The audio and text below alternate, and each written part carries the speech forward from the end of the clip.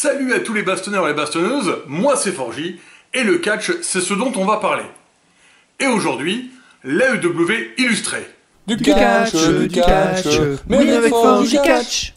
15 jours de catch AEW, autant vous dire qu'il y a de l'action à revendre. AEW illustré retraçant du dynamite anniversaire du 4 octobre aux collisions du 14 octobre. Je vais faire des morceaux choisis par rapport aux histoires qui m'ont le plus plu ces derniers jours. Et vous pouvez retrouver l'illustré de Wrestle Dream juste ici. Vous le savez, depuis le pay-per-view, Adam Edge Copeland is All Elite. En ce moment, il se range du côté des faces. On l'a beaucoup vu en 2 semaines. Il voulait que Christian le rejoigne en tag, pour tout gagner ensemble, puis partir à la retraite. Mais Papa Cage n'a aucune envie de se ranger, et il a envoyé ses enfants péter la gueule à son ami de 40 ans.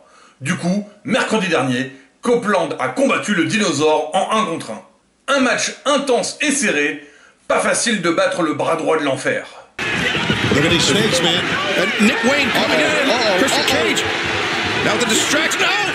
Copeland. Bam! And the title back. Smoking gun is in the hands of Christian Cage. And Nick Wayne got dropped. Holy backfire. Spear! Cover him!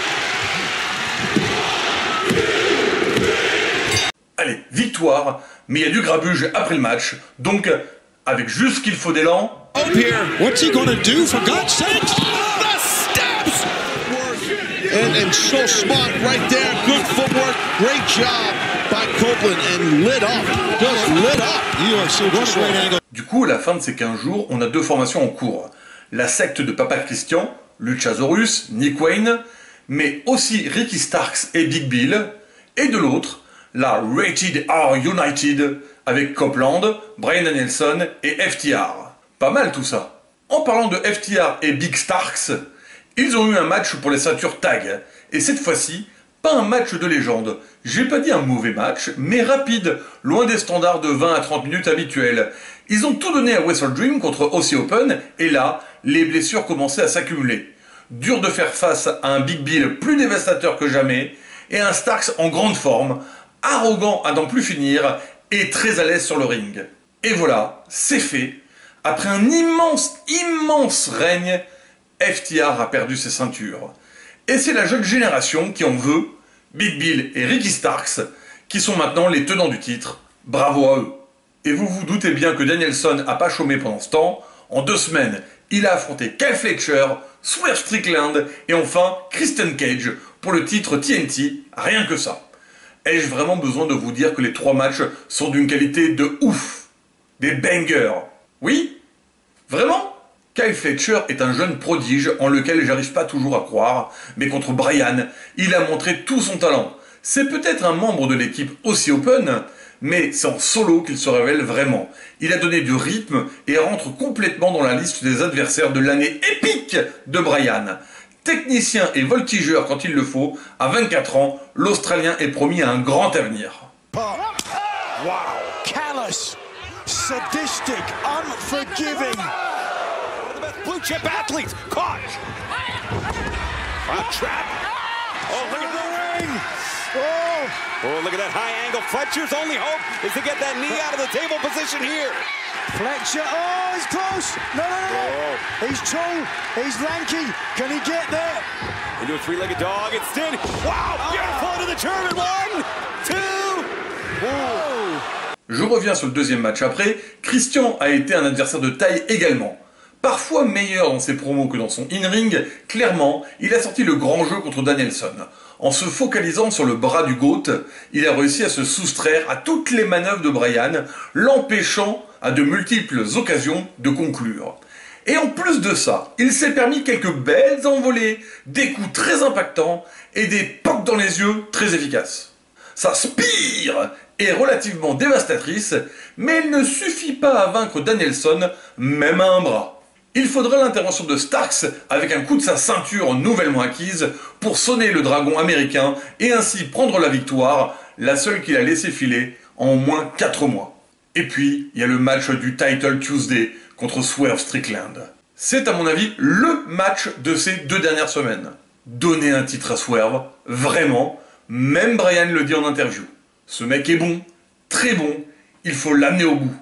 Ce match était superbe, d'une intensité explosive au possible, c'est simple, rien que d'en parler, j'ai envie de revoir le match.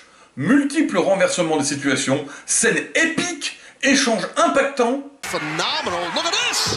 450 splash, but Danielson got the knees up. She's had a lot of offense. Well, maybe not. No, the jumping knee off the apron. He's not done. Danielson is not done. What he's going to do here? Oh, that hard landing on right outside of Kansas City, Missouri, that is. These round kicks. And if Swerve did have an injury from that 450, those round kicks only serving to exacerbate it. Danielson faked low, went high, caught Swerve on the side of the head. Both legs are hooked and Swerve able to kick out. Issue très incertaine jusqu'au bout. Pour moi, les deux faisaient sens. Bryan, dans son année épique, presque intouchable, et Swerve, la star montante qui mérite un titre, puisque le match permettait d'affronter Christian pour le titre TNT juste après. Bref, encore une fois à mon avis, le match à ne pas louper. N'hésitez pas à me dire dans les commentaires votre avis sur la question, si vous trouvez vous aussi qu'ils ont rayonné sur tout le programme, et puis abonnez-vous. Parlons un peu de la division féminine. Pour moi, il y a eu 3 points intéressants ces dernières semaines. Timeless Toni Storm. Elle a vrillé, c'est officiel. Elle vit presque entièrement dans un film noir et blanc muet, sans avoir aucune idée de ce que c'est, car elle confond le muet avec le mime. C'est totalement barré, ça va dans tous les sens. Je suis incapable de vous dire ce que j'en pense vraiment, à part que c'est super original et que c'est une vraie construction de personnage, même si trop compliqué à catégoriser, je dois l'avouer. Plusieurs extraits de films délirants et un match sans plus, mais avec un personnage vraiment intriguant à suivre. Toni Storm, Timeless, c'est plutôt cool. Puis on a l'affaire Sky Blue. Il y a au moins 1 an maintenant, Julia Hart s'est fait cracher du Poison Mist à la gueule par la House of Black. Peu à peu, elle a été corrompue, passant de la cheerleader joviale à la sorcière. Il y a 2 semaines, Sky Blue ainsi que Willow en ont reçu dans la face, cadeau de Hart. Depuis, la corruption fait effet. Sky sourit moins, elle est plus violente, son maquillage noir grandit à chaque match. Pas de victoire sur Chris Statlander, mais une histoire qui attise la curiosité. Surtout que Willow Nightingale aussi a perdu le sourire et gagne du noir aux yeux. Enfin, Hikaru Shida a eu sa revanche sur Saraya. Match fun avec toujours son lot de tricherie habituelle, Made in Outcasts, l'intervention de Rubiso en ninja pas doué qui se prend son spray elle-même dans la gueule, et Shida qui a l'œil du tigre, qui a laissé son petit moment de gloire dans son pays d'origine à l'anglaise, mais qui a fini de rigoler et reprend son titre. Un bon moment que de revoir Hikaru dans les paillettes roses, première femme à gagner 3 fois le titre de la division féminine à la AEW. Ah, MJF, tellement de choses à dire. Confrontation avec Jay White qui l'affrontera à Full Gear. En attendant, il s'est fait piquer sa ceinture de champion AEW par le Switchblade, qui la garde comme son précieux. La chaleur monte au micro, le tofu contre le champion. Pas de match pour MJF, mais c'est pas pour cela que sa présence ne se fait pas sentir. Sa Triple B n'est plus entre ses mains. Elle est devenue la Bang Bang Belt de Jay White. Your scumbag wants the Triple B. You want the Bang Bang Belt. Well, I was going to say yes until you were so rude, so the answer's no, sorry. You are the guy who doesn't give a damn about anybody else. You will do whatever it takes to get what you want. You will use people, because for the first time in my life, when I look in the mirror, I ain't punching out the reflection, and because for the first time in my life, I have earned their respect. Et le Bullet Club ne lâchera rien. On lui offre une chance de la regagner en faisant un match 4 contre 4 avant Full Gear. Faut-il qu'il se trouve 3 alliés? Et Jay ne pense pas qu'il ait assez d'amis pour ça. Mais ça plairait bien à Max Caster, désacclamé c'est le rappeur, qui semble très intéressé par le champion et peut-être pas uniquement sur le ring. Clignote, clignote, si vous voyez ce que je veux dire. Et pour couronner le tout, Adam Cole ne répond pas. Adam le trop gentil qui se fait exploiter par son ami Roderick et le Kingdom alors qu'il veut se faire opérer. Il voudrait bien aller retrouver son pote MJF mais il n'a pas le temps.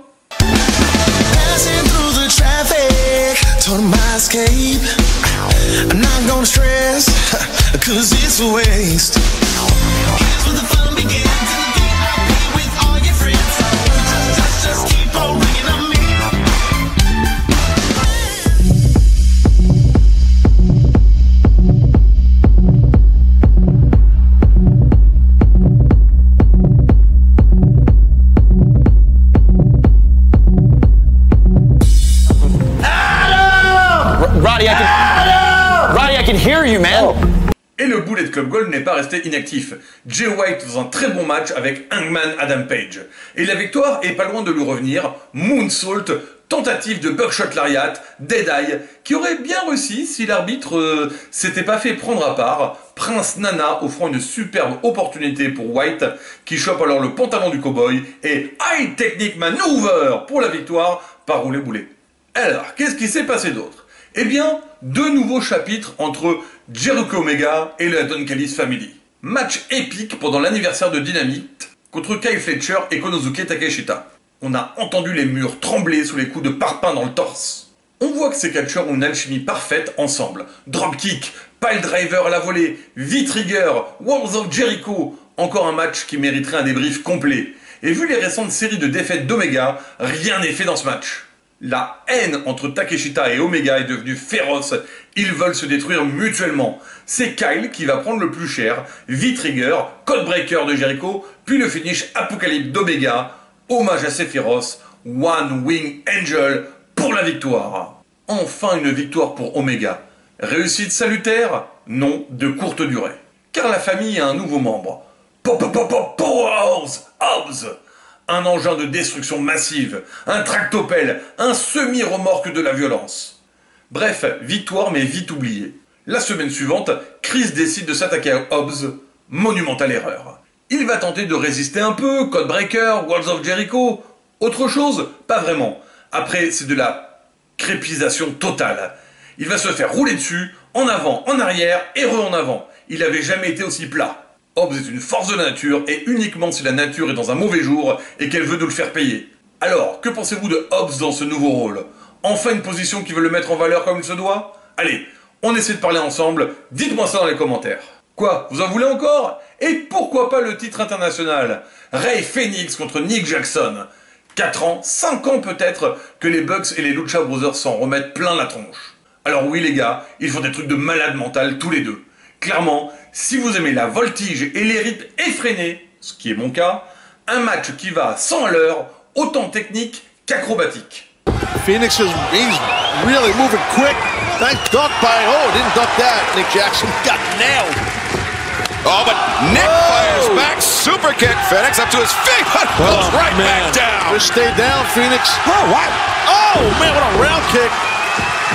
C'est finalement Rey, que l'on sait blessé pourtant, qui a le dernier mot. Ce qui amène à sa défense suivante. Mox, toujours mis de côté, c'est Orange qui prend son rematch. Depuis la perte de son titre, Orange n'est plus lui-même. Un grand vide s'est fait en lui, on sent son obsession pour ce qui a rythmé sa vie pendant plus de 6 mois. Il s'arrache les tripes contre un Phoenix qui vole toujours haut dans les cieux. Il est plus juste le Cassidy nonchalant, non, il est un champion combatif déchu. Il veut s'en sentir revivre. Rey fait tout pour se donner un max malgré ses douleurs au dos, mais il n'est pas à 100%, et ce n'est vraiment pas assez contre Cassidy. Orange Punch pour une victoire méritée et convoitée. Quelque chose de sombre sommeil en orange, ce titre le change. Il y a d'autres choses? Bien sûr. Le BCC est toujours là, Kasta et Yuta, qui s'octroient de belles victoires sur des matchs bien cool. Eddie Kingston défend son titre contre Commander, qui a gagné un match de haute voltige pour avoir son moment. Ça s'en est donné à cœur joie dans les acrobaties. Lui aussi, il commence à prendre une belle place au sein de l'AEW. Il faudra le surveiller de très près dans les prochains mois. Il peut monter très très haut. Wardlow a fait son retour dans une version encore plus expéditive, mais qui ouvre une certaine curiosité. Il arrive, powerbomb son adversaire plusieurs fois et repart direct dans l'arène. Pas le temps, il est en mission. CJ, la femme de Miro, veut prendre son rôle de manager et commencer à prendre des poulains. Action Andretti est intéressé et va se faire anéantir par Miro, qui en plus va l'écraser sur le ring la semaine prochaine. Bref, CJ va surtout donner des cibles à éclater à son mari. Si vous avez aimé cette vidéo, n'hésitez pas à mettre un pouce bleu, à faire un commentaire, je me ferai un plaisir d'en discuter avec vous, et à vous abonner en cliquant sur le bouton. Ainsi s'achèvent 2 semaines bien chargées qui mériteraient encore plus de vidéos. Mais c'est la vie, il faut recoller l'actualité. N'hésitez pas à voir les matchs qui vous ont intrigué dans leur totalité. Merci à tous les bastonneurs et bastonneuses de m'avoir suivi. On est à jour, ça y est, à très vite.